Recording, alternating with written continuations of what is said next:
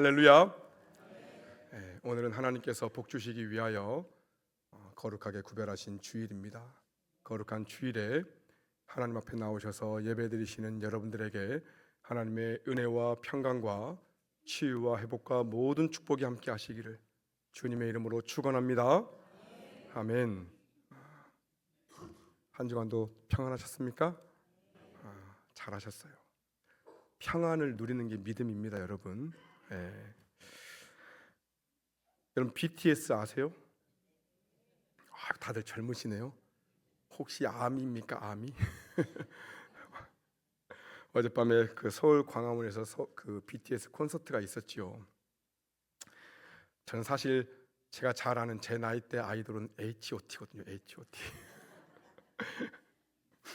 제가 생각해봤어요. 제가 군대 때 가장 인기 있었던 아이돌이 누구였을까 했더니 그 군대는 여자 아이돌을 좋아하잖아요.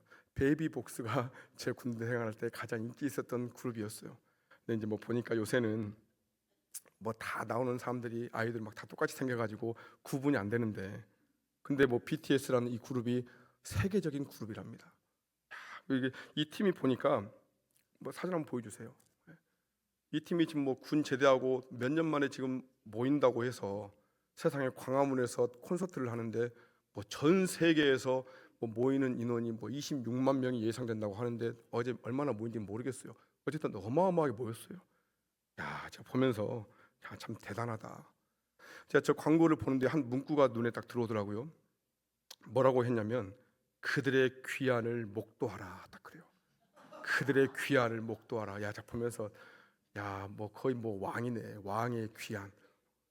참 그러면서 뭐 물론 우리나라 아이돌 가수가 전 세계적으로 주목받으니 감사한 일이죠.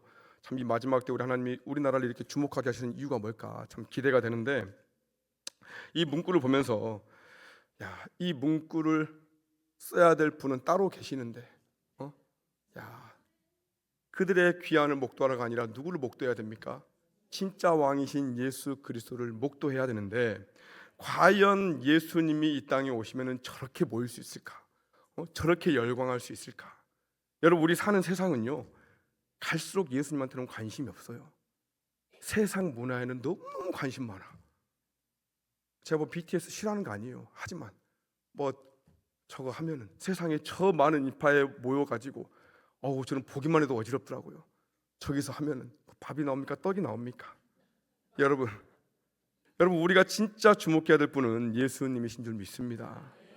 여러분 예수님만 주목하고 예수님만 바라볼 수 있기를 바랍니다. 우리 이렇게 서로 축복하면서 인사합시다. 옆에 보면서 누굴 보고 계십니까? 예수님만 주목합시다. 시작. 아멘. 여러분 우리 교회는요 정말 오시면은 딴 거 보지 마세요. BTS가 없으니까 보지 마시고 옆에 사람도 보지 마시고 예수님만 주목할 수 있기를 바랍니다. 아멘. 우리 올해 3월달 말씀 기억나시죠? 시작. 그런즉 먼저 그의 나라와 그의 의를 구하라. 그리하면 이 모든 것을 너희에게 더하시리라. 아멘. 아멘. 여러분 지난주에 예수님께서 십자가에 달리시기 전에 이제 붙잡히시기 전까지 아버지 하나님께 기도하셨고 사람을 치유하셨고 자신을 배신했던 제자를 사랑의 마음으로 용서의 마음으로 받아주셨지요. 이 예수님의 모습을 우리가 담기 원한다 이렇게 말씀을 드렸는데, 한 주간 예수님처럼 사신 줄 믿습니다. 이럴 때 그냥 아멘 하시라니까요. 아멘 하면 하나님이 힘 주십니다. 아멘. 이제 오늘 예수님이 잡히십니다. 이제 공회에 가셔서 재판을 받으시는데 그 과정 가운데 예수님이 보여주시는 모습이 있어요. 우리가 그 예수님의 모습을 보고 담기를 원합니다. 여러분 오늘 설교의 내용은요 사실 뭐 어렵지 않아요. 대신 실천하기는 어렵습니다. 모든 설교가 사실 그렇죠. 내용은 쉽지만 어려워요.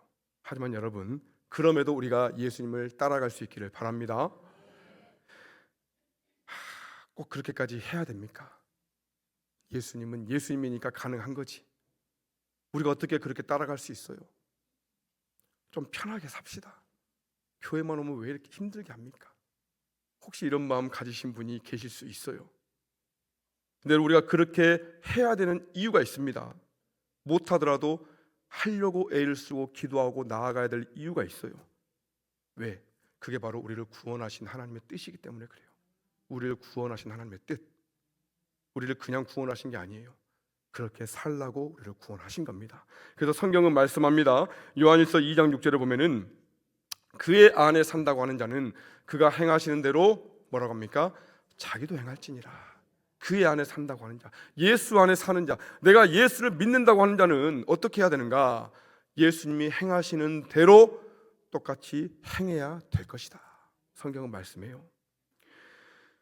특별히 예수님이 고난당하실 때의 모습을 우리가 주목해야 되는데요, 성경에서는 이 예수님, 특별히 우리가 닮아야 될 부분은 예수님의 고난당하실 때의 그 모습을 우리가 닮아야 된다 말씀합니다. 베드로전서 2장 21절의 말씀이에요. 읽어봅시다. 시작. 이를 위하여 너희가 부르심을 받았으니 그리스도도 너희를 위하여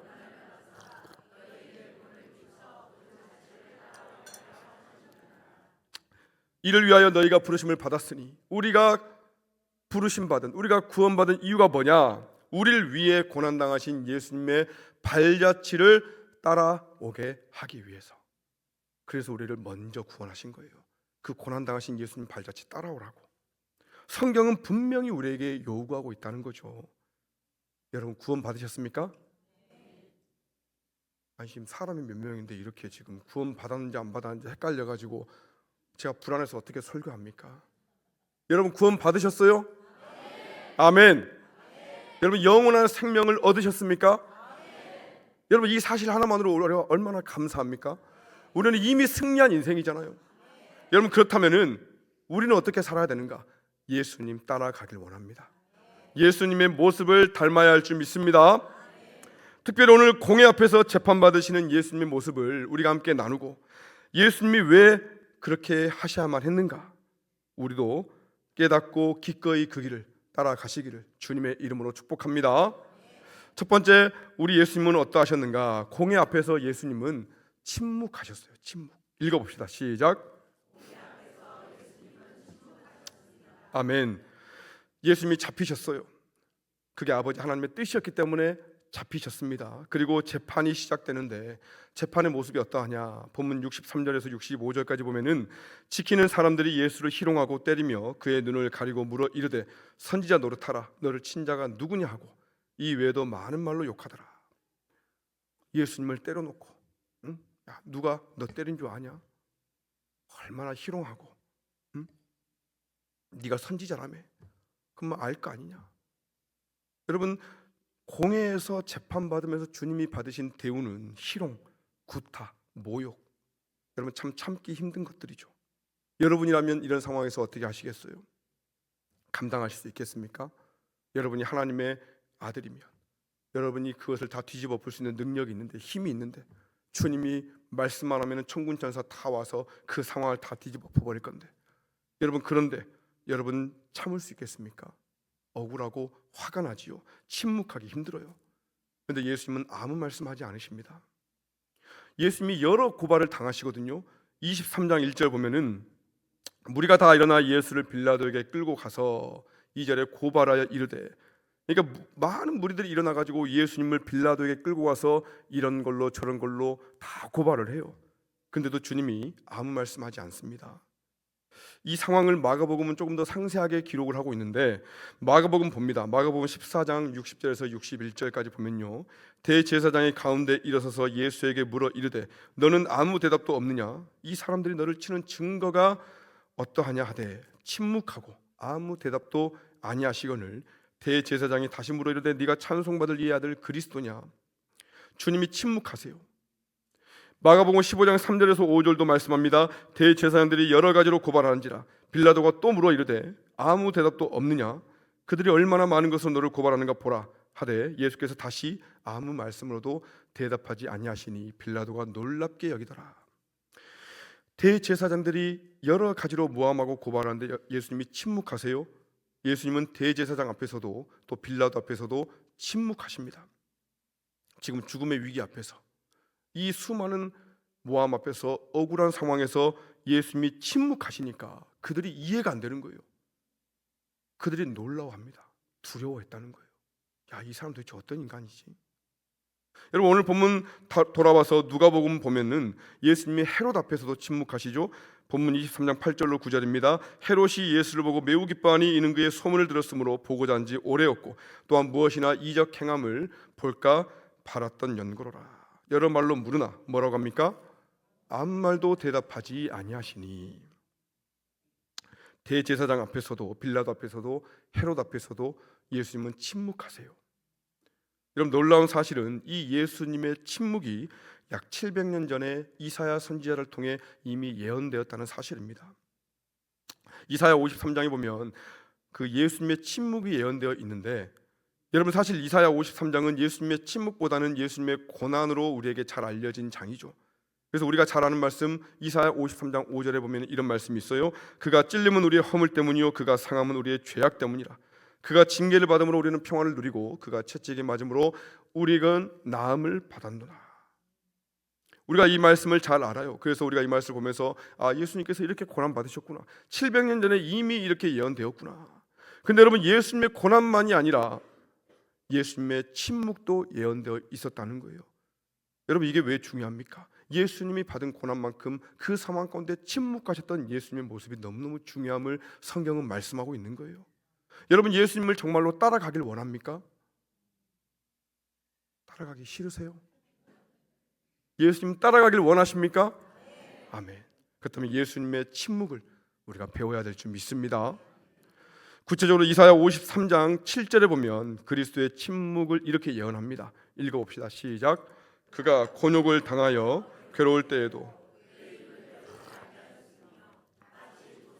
끌려가는 어린 양과 털 깎는 자 앞에서 잠잠한 양같이 그의 입을 열지 아니하였도다.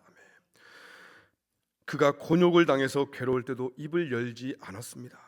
도수장으로 끌려가는 어린 양처럼, 털 깎는 자 앞에서 잠잠한 양처럼 입을 열지 않았다고 예언합니다. 여러분, 누군가한테 오해받아가지고 그렇게 억울할 때 여러분 얼마나 마음이 괴롭습니까? 누가 나를 막 오해해요. 그러면 내가 참으려고 했다가도 그것만 생각하면 막 열받잖아요. 그것만 생각하면은 어떻게든 내가 이거 얘기해야 돼.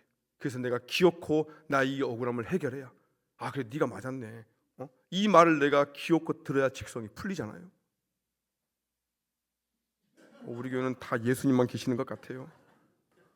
다들 예수님과 닮았습니다. 아멘. 여러분, 예수님은 양처럼 침묵했답니다. 여러분, 양은 정말로 죽을 때요 조용히 죽는데요, 그냥 칼로 찌르면은 그냥 푹 쓰러져 죽는답니다. 근데 여러분, 돼지는 어떻습니까? 자, 돼지 죽는 건 제가 못 봤는데 돼지는요 죽이려고 하면 난리가 난대요. 돼지 멱다는 소리라는 말이 괜히 있는 게 아니랍니다. 그냥 꽥꽥 하면서 그냥 막 난리를 친대요. 여러분, 우리는 양을 닮았습니까? 돼지를 닮았습니까? 여러분, 양은 털을 깎을 때 주인이 털 깎다가 실수로 살이 좀 찝힐 수 있잖아요. 그래도 그냥 양은 움찔하고 만대요. 근데 염소는 털 깎다가 살이 찝히면 주인을 발로 차버리고 뿔로 받아버린답니다. 여러분, 우리는 양을 닮았습니까? 염소를 닮았습니까? 그냥 누가 나한테 뭐라고 하면 그냥 팔 걷어 붙이고 그냥, 응? 여러분, 예수님은 공회 앞에서, 그 재판하는 그 앞에서, 그 모욕하는 그 앞에서 침묵하셨어요. 그 각종 모함과 구타와 모욕 앞에서 우리 주님은 침묵하셨습니다. 우리가 예수님의 침묵을 담기를 원합니다. 아멘이 약할 줄 알았어요. 그럼 침묵이 쉽습니까? 어렵습니까? 어렵지요. 어려워요. 정말 어렵습니다. 그럼에도 여러분, 침묵해야 될 줄 믿습니다. 예수님의 침묵을 우리가 담기를 축복합니다. 왜 침묵해야 되는가? 두 번째, 침묵은 하나님의 뜻을 이루는 길이기 때문에 그래요. 읽어봅시다. 시작.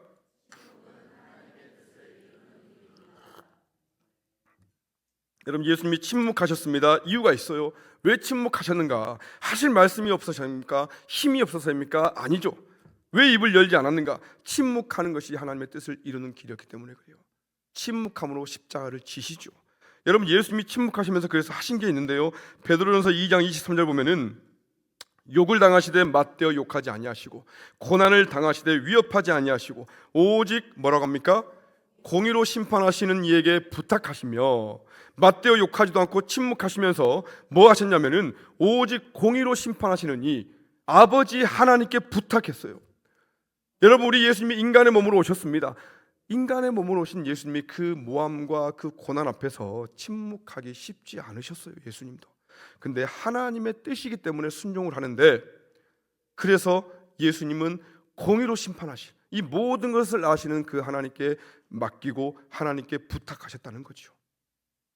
여러분 우리가 침묵이 어려운 이유가 뭡니까? 침묵이 어려운 이유, 억울하잖아요. 내가 말 안 하면 사람들이 다 그렇게 믿잖아요. 내 마음 몰라주거든요. 우리가 살다 보면 여러분 억울한 일 얼마나 많이 겪습니까? 여러분 저도 목회하면서 만만치 않아요. 억울한 일 많이 있습니다. 근데 그렇다고 제가 여러분들한테 다 그냥 설교하면서 여러분들이 내 마음을 아시냐고, 내가 이렇게 억울한 일이 있었다고 제가 얘기하면요, 여러분은 어떨 것 같아요?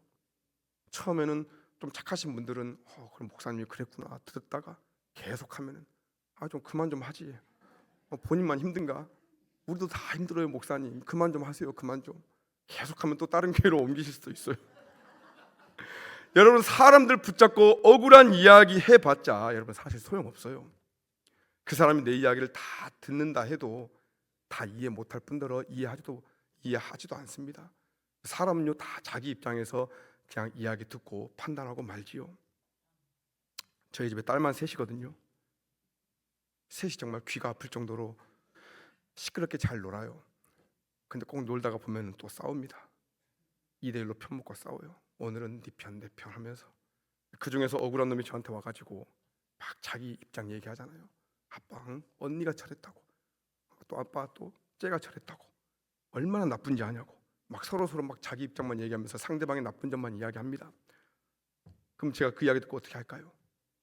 고지고대로 다 듣고 제가 그렇구나 그럴까요? 니도 잘못한 게 있으니까 그러겠지. 다 여러분 고지고대로 듣지 않잖아요. 우리가 다 판단해서 듣거든요.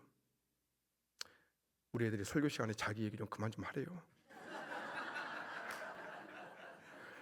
근데 그렇다고 제가 여러분들 이야기하면 여러분들 시험 들 거 아닙니까? 목회하다 보면 저한테 와가지고 자기 입장에서 얘기하시는 분들이 가끔 있어요. 거의 없는데 가끔 있어. 듣다 보면 상대방이 얼마나 나쁜 인간인 줄 몰라요 그냥. 근데 또 반대편에 그 상대방 이야기 듣다 보면 얘가 또 달라요. 또 나쁜 인간인 줄 알았더니 들어보니까 억울해. 이해가 돼요. 여러분 우리가 다 그런다니까요. 여러분 우리가 억울한 일 많이 겪지요. 여러분 특히 신앙생활 열심히 하다가 주의 일 열심히 하다가 얼마나 억울한 일 많습니까? 차라리 안 하면 억울한 일도 없을 텐데 괜히 열심히 하다가 억울한 일 겪으니까 성질 나잖아요. 내가 괜히 그냥 삼봉 쉬어서 그냥 왔다 갔다 하려고 했는데 그냥 등록해가지고 괜히 그냥 뭐 이거 섬기는 바람에 이런 일 겪고 그냥 이런 생각 들잖아요. 여러분 우리가 그럴 때 어떻게 해야 되는가? 예수님 생각할 수 있기를 바랍니다. 예수님 생각하셔야 돼요. 여러분 우리가 아무리 억울하다고 해서 여러분 예수님보다 억울하겠습니까? 예수님보다 억울할까요? 여러분 예수님은 어떻게 했냐? 공의로 심판해 주실 그 모든 것을 아시는 아버지 하나님께 부탁했어요. 하나님 도와주세요. 하나님께 부탁했습니다. 그리고 침묵했습니다. 그렇게 아버지 하나님의 뜻을 이루셨어요. 여러분 그래서 성경을 보면은 이 침묵이 얼마나 중요한가, 우리가 얼마나 말을 조심해야 되는지 성경은요 정말 이 침묵에 대해서 강조를 계속해서 합니다. 말씀 몇 개만 찾아볼게요. 잠언 10장 19절 말씀 보면은 읽어봅시다. 시작. 말이 많으면 허물을 면하기 어려우나. 아멘. 자, 이 말씀은 제가 어렸을 때 하도 아버지가 얘기해가지고 잠언을 많이 읽었거든요. 잠언 다른 성경보다는.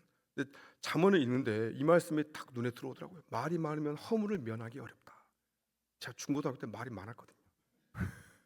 말을 하다 보면 꼭 실수하잖아요.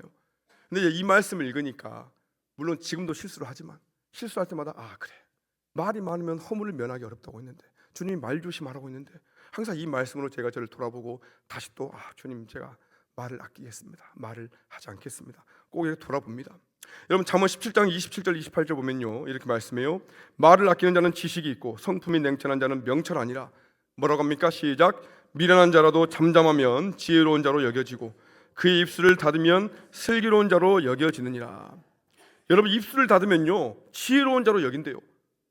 가만히 있으면 어디라도 갑니까? 중간이라도 간다고 성경이 얘기하고 있어요. 성경이 이런 말이 있어요. 가만히 있으면 중간이라도 간대요. 괜히 말해가지고 괜히 말해가지고. 여러분 하나만 더 찾아봅니다. 베드로전서 3장 10절. 베드로전서 3장 10절. 그러므로 생명을 사랑하고 좋은 날 보기를 원하는 자는 시작.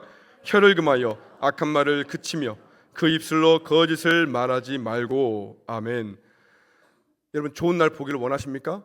여러분의 인생이 좋은 인생 되기를 원하세요? 그럼 뭐 하래요? 혀를 금하래요. 악한 말을 그치랍니다. 왜? 여러분 우리는요 우리 말의 열매를 먹고 사는 거예요.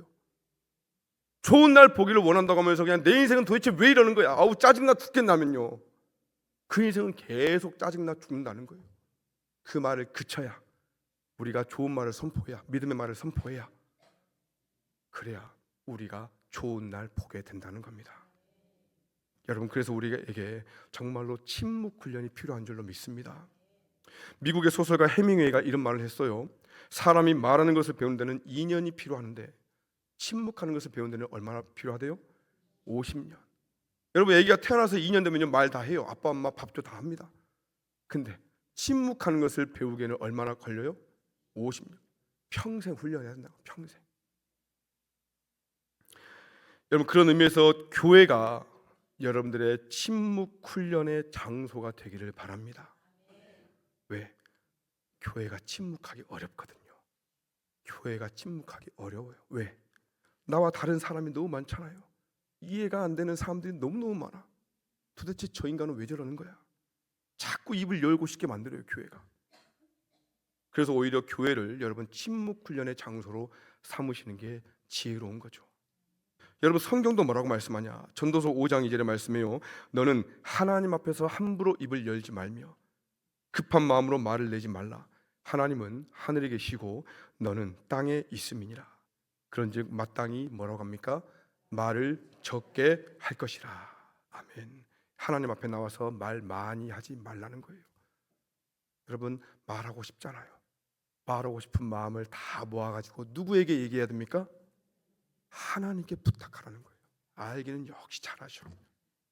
근데 하나님께 말 안 하니까, 하나님께 기도 안 하니까 누구한테 말하는 거예요?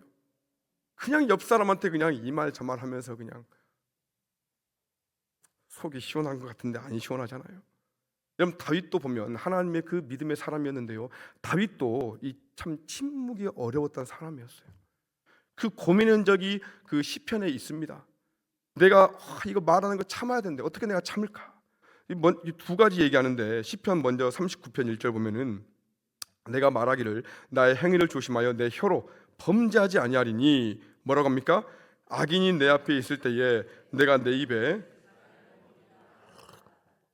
여러분 다윗 주변에 악인이 많았어요. 다윗을 괴롭히는 인간들. 그러면 그 악인들, 나를 괴롭히는 그 인간들 볼 때마다 여러분 입이 근질근질해요, 안 해요? 하잖아요. 다들 예수님만 앉아 계셔가지고 제가 참 설교하기 부담스러워요. 그냥 미운 인간 보면은 그냥 한마디 하고 싶잖아요. 아우 저 인간. 다윗이 그랬다는 거예요. 그래서 다윗이 뭐라고 하냐? 악인인 내 앞에 있을 때 내 입에 재갈을 먹이리라. 재갈을 먹이리라. 여러분 개가 짖지 못하게 하고 물지 못하게 하려고 뭐 합니까? 막 입마개 하잖아요. 입마개. 저렇게 딱 하잖아요. 개가 말도 못하고 짖지도 못하고 물지도 못하고 그런 것처럼 다윗이 내가 입에 재갈을 먹이리라. 어떤 그림 보니까 입에 자크를 딱 단 그림이 있더라고요. 한번 보여주세요. 입에 자크를 딱 잠근다는 거예요. 악인이 내 앞에 있을 때 정말 말을 하고 싶은데, 근데 우리가 뭐 자크를 달 수는 없고, 이런 마음에 안 드는 사람 있을 때 어떻게 해야 됩니까? 여러분 마스크라도 쓰시기 바랍니다. 마스크라도 쓰시고 참으라는 거예요. 존 가트만 박사라는 분이 이 관계와 사랑의 기술에 대해서 뭐 이렇게 책을 많이 썼는데, 이분이 얘기하는 방법 중에 하나가 뭐냐면 고무줄 치료법이라는 게 있어요. 고무줄 치료법.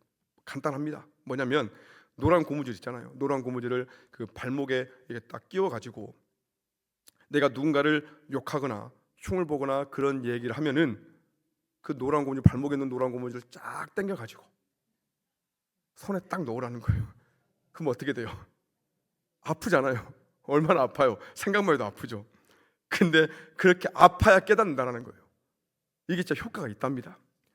예배 끝나고 지금 노란 고무줄 하나씩 나눠드려야 되나 지금 고민이 되는데, 어쨌든 다음 주에 혹시 고무줄 나눠주시면 발목에 잘 끼우시기 바랍니다. 승리라는 찬양이 있습니다. 승리가 무엇인 줄 아는가. 찬양이 참 좋은데 부르기는 어렵겠더라고요. 그래서 나중에 하기로 하고, 가사를 보면 참 은혜로운데, 승리가 무엇인 줄 아는가, 승리가 무엇인 줄 아는가. 뭐라고 합니까? 하고 싶은 말, 그 많고 많은 말 힘겹게 억누르고 오직 주께서만 말씀하게 하는 것, 바로 승리라네. 여러분, 우리는 내가 하고 싶은 말 해야 직성이 풀리고 내가 이긴 것 같은데, 하나님은 뭐라고 하냐? 그 말을 참고 침묵할 때 승리라는 거예요. 여러분, 오늘 예배 끝나고 집에 가시면서 한번 찬양 들어보세요. 들으시고 한 주간 침묵하시면서 승리의 길을 걸어갈 수 있기를 축복합니다. 근데 우리가 아무리 의지적으로 내가 입에 재갈을 물려야지, 내가 진짜 침묵해야지 해도 사실 잘 안 되죠. 다윗도 그랬어요. 그래서 다윗이 한 가지 더 한 게 뭐였냐면은 시편 141편 3절에 이렇게 말씀합니다. 여호와여, 시작, 내 입에 파수꾼을 세우시고 내 입술의 문을 지키소서. 무슨 말이에요? 아무리 입술에 재갈을 물리려고 노력해도 잘 안 됐다는 거예요. 잘 안 됐다는 거예요. 그래서 다윗이 기도합니다. 주님, 제 입에 파수꾼을 세워주세요. 제 입의 문을 지켜주세요. 제발 좀 말하지 않도록 주님 제 입을 좀 지켜주세요. 사랑하는 여러분, 침묵이 중요합니다. 침묵이 곧 하나님의 뜻을 이루기 때문에 그래요. 그래서 마귀는 반대로 어떻게든 입을 열게 하죠. 여러분, 우리가 예수님의 침묵을 담기 원합니다. 그것을 위해 다윗처럼 여러분, 내가 의지적으로 입술을 지키려고 노력하되 거기에 멈추지 말고 주님께 의탁하며 주님께 기도함으로 여러분 침묵을 할 수 있는 우리가 되기를 주님의 이름으로 축복합니다. 마지막 세 번째, 주님이 침묵하셨는데 침묵하지 않은 데가 한 번 있었습니다. 오직 정체성과 진리에 대해서는 주님은 침묵하지 않으셨어요. 시작.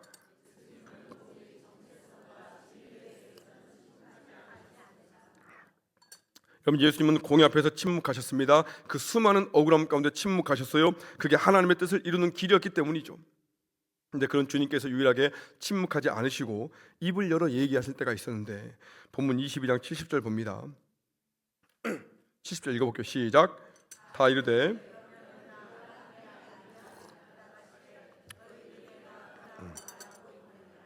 본문 23장 3절도 말씀합니다. 빌라도가 예수께 물어 이르되 네가 유대인의 왕이냐? 대답하여 이르시되 내 말이 옳도다. 주님이 침묵하셨는데 예수님의 정체성과 관련된 부분에 있어서는 예수님은 침묵하지 않아요. 네가 하나님의 아들이냐? 네가 유대인의 왕이냐? 예수님이 네 말이 옳다 대답하십니다. 그러니까 주님은 자신을 향한 비난, 자신을 향한 이 고소와 모함에는 침묵하셨지만 자신의 정체성, 내가 하나님의 아들이라는 것에 대해서는 침묵하지 않으세요. 여러분, 이게 굉장히 중요하죠. 여러분, 우리가 평소에는 예수님처럼 침묵하기 원하지만 여러분, 우리가 입을 열어 드러내야 될 때가 있습니다. 언제입니까? 내가 그리스도인이라고, 나는 하나님의 자녀라는 이 사실을 내가 드러내야 될 때, 이때는 우리가 입을 열어야 되는 거예요. 언제든 당당하게 이야기할 수 있는 은혜가 있기를 바랍니다. 근데 우리 문제가 뭐예요? 쓸데없는 말은 그렇게 잘하는데 정작 내가 그리스도인이라는 사실을 밝혀야 될 때는 어찌나 입이 잘 다물어지는지. 여러분, 한 크리스천 청년이 직장에 취직을 했대요. 이제 직장 취직하니까 회식을 가잖아요. 회식을 가는데 이 청년이 걱정인 거예요. 나는 술을 안 먹는데, 나 예수님께 술 안 먹기로 결단했는데, 기도했는데, 그래서 주님, 나 술 안 먹게 해주세요. 나 예수님, 나 크리스천임을 내가 밝히게 해주세요. 근데 이제 막상 이제 회식 자리 가서 부장님이 자기 앞에 앉았는데 그 부장님 얼굴이 너무 무섭게 생긴 거예요. 이거 괜히 또 교회 다닌다고 술 안 먹는다고 얘기했다가 부장님한테 이거 찍힐 것 같은데, 막 그래가지고 고민하다가 부장님이 술 따라주니까 그냥 덥죽 받아가지고 원샷 때렸답니다. 부장님이 무서우니까 그냥 따라주는 족족 마시는데 보니까 부장님은 술을 안 마시는 거예요. 근데 왜 부장님 술 안 마시냐고 물어볼 수도 없어, 무서우니까. 그러다가 이제 술을 많이 마셔가지고 취할 때쯤 됐는데 갑자기 부장님 휴대폰으로 전화가 오는 거예요. 부장님이 전화를 받으시는데 부장님이 이렇게 얘기합니다. 목사님 내일 교회에서 뵙겠습니다. 목사님 이번에 신입사원 한 명 들어왔는데 아이고 이 친구가 참 술을 너무너무 잘 먹네요. 제가 이 친구 전도해야 되는데 제가 꼭 이 친구 제가 꼭 다음이라도 교회 데리고 갈 수 있도록 목사님 기도 좀 해주세요. 그러고 전화를 딱 끊었대요. 이 친구가 어땠을까? 그냥 부장님 저 교회 다닙니다 얘기했다면 얼마나 부장님이 이쁘게 봤겠어요. 야 젊은 친구가 교회 다닌다고 술도 안 먹고 그러는구나. 얼마나 후회했겠습니까? 여러분 우리가 정체성을 숨기지 않기를 바랍니다. 내가 그리스도인이라고 얘기해야 될 때 사실 여러분 어쩔 때는 손해 볼 것 같고 어쩔 때는 부담스러워요. 근데 여러분 우리가 그럼에도 불구하고 내가 그리스도인임을 밝힐 때에 여러분 식당 가서 식사하실 때도 눈 감았다 뜨지 마시고 저게 지금 기도한 거야 눈이 가려워서 눈을 비빈 거야 그냥 누가 볼까 봐 그냥 얼른 그냥 눈 떠서 하나님 잘 먹을게요 이렇게 하지 마시고 여러분 또 그렇다 막 크게 막 기도하라는 건 아니에요. 여러분 기도하시고 그리스도인이구나 예수 믿는 사람이구나. 여러분 우리가 이렇게 밝힐 때에 하나님께서는 어떠한 상황에서든 피할 길을 주시고 우리에게 합당한 은혜를 주실 줄 믿습니다. 또 예수님은 언제 침묵하지 않았냐? 진리에 대해서 진리를 얘기할 때 침묵하지 않았어요. 요한복음 18장 찾아봅니다. 요한복음 18장의 37절에 보면은 빌라도가 이르되 그러면 네가 왕이 아니냐? 예수께서 대답하시되 네 말과 같이 내가 왕이니라. 내가 이를 위하여 태어났으며 이를 위하여 세상에 왔나니 곧 진리에 대하여 증언하려 함이로라. 무릇 진리에 속한 자는 내 음성을 듣느니라. 진리에 대해서 내가 증언하기 위해 왔다. 여러분 주님은 내내 침묵하셨지만 진리에 대해서는 침묵하지 않았어요. 여러분 우리가 평소에는 말을 아껴야 되지만 진리에 대해서 진리를 얘기할 때는 여러분 침묵하지 않는 자들이 되기를 바랍니다. 요한복음 19장 10절의 말씀에요. 빌라도가 이르되 내게 말하지 아니하느냐? 내가 너를 놓을 고난도 있고 십자가에 못 박을 고난도 있는 줄 알지 못하느냐? 빌라도가 얘기합니다. 그때 주님이 뭐라고 하냐? 19장 11절 시작. 예수께서 대답하시되 위에서 주지 아니하셨더라면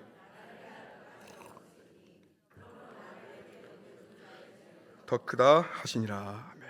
여러분 빌라도가 지금 나에게 너를 놓아줄 고난도 있고 너를 십자가에 못 박을 고난도 나한테 있는데 너 왜 나한테 얘기 안 해?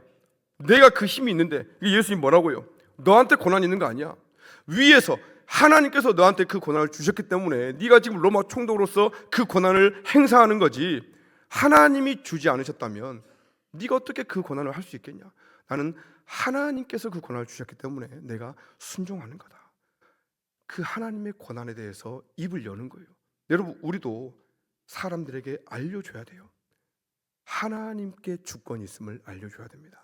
하나님께 권한이 있음을, 하나님이 이 세상을 통치하고 있음을 우리가 입을 열어 얘기해야 돼요.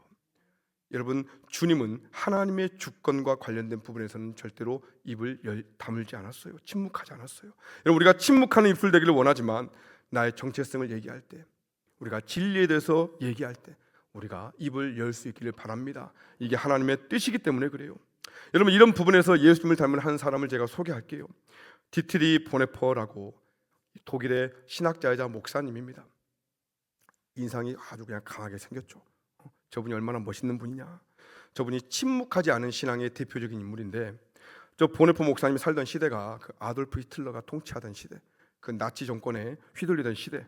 이 나치 정권 히틀러의 통치가 너무너무 무서워가지고 모든 교회가 그 히틀러 앞에 무릎을 꿇었습니다. 근데 저 보네퍼 목사님이 예수 그리스도만이 교회의 주시다, 교회의 주다 고백하면서 고백교회를 세우고 그렇게 신앙을 지켜요. 침묵하지 않아요.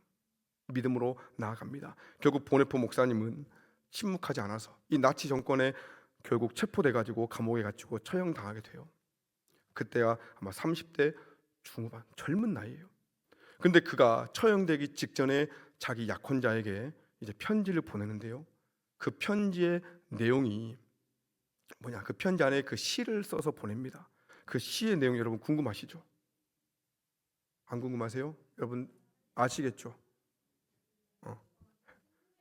어떤 내용이냐? 고맙습니다. 선한 능력이라는 찬양으로 이제 좀 개사가 돼가지고 우리가 부르는 찬양이에요. 그래서 그 번역하면 이런 내용입니다. 한번 좀 보여주세요. 선한 능력으로 둘러싸여 보호받으며 우리는 어떤 일이 닥쳐도 담대히 맞이하리라. 하나님은 아침에도 저녁에도 그리고 새로운 날에도 우리와 함께 계시네. 지나간 날들의 괴로움이 아직도 우리를 누르고 있다면 주여 우리에게 구원의 기쁨을 주시고 다시금 당신의 얼굴을 보게 하소서. 그리고 쭉 갑니다. 여러분 눈으로 읽어보세요. 그리고 그 다음에 선한 능력으로 놀랍게 보호받으며 우리는 위로를 받으며 기다립니다. 하나님은 우리와 함께 계시며 저녁에도 아침에도 그리고 모든 날에 함께 하십니다. 이거 자기 약혼자에게 이 시를 편지로 써서 보내고 이제 보내본 목사님은 하나님께로 가는데요. 여러분 우리가 침묵해야 할 때는 침묵하고 침묵하지 않아야 할 때는 침묵하지 않아야지요. 나를 향한 비난과 핍박, 억울함에 대해서는 여러분 침묵하시되 나의 정체성, 내가 예수께 속한 사람이라는 이 정체성 그리고 진리, 이 예수 그리스도의 복음에 대해서는 여러분 우리가 입을 열어야 된다는 거예요. 근데 여러분 이게 내 힘으로 못해요. 어렵습니다. 힘이 있어야 돼요. 능력이 있어야 됩니다. 어떤 능력? 하나님의 선한 능력. 하나님의 선한 능력이 우리를 덮을 때에 우리가 침묵할 때 침묵하고 입을 열 때 열 수 있다는 거죠. 여러분 하나님의 선한 능력이 필요합니다. 여러분 한 주간도 세상 앞에서 공의 앞에 예수님이 서신 것처럼 우리가 세상 앞에 서서 한 주간을 살아갈 때에 우리가 어떻게 예수님처럼 살아갈 수 있는가? 하나님의 선한 능력이 필요해요. 주님의 선한 능력을 우리에게 부어주시옵소서. 그래서 정말 공의 앞에서 당당하셨던 그 예수님, 나도 그 예수님 닮아가길 원합니다. 선한 능력으로 우리도 그렇게 살게 하여 주시옵소서. 여러분 한 주간도 그렇게 믿음으로 승리할 수 있기를 주님의 이름으로 축복합니다.